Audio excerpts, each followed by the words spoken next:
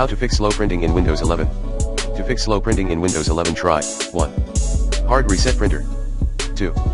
Check printer preferences. 3. Restart printer spooler service. 4.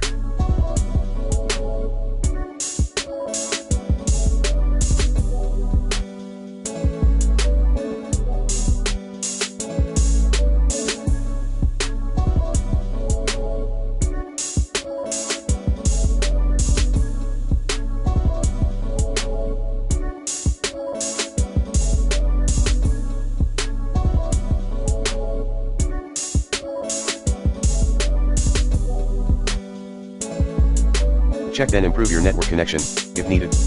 5.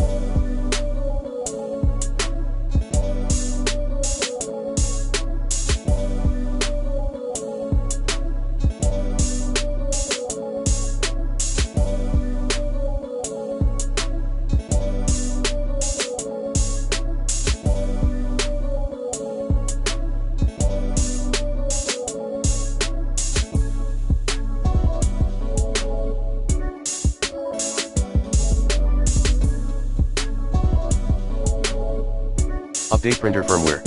6. Update printer driver using the recommended Avast driver updater in this video guide.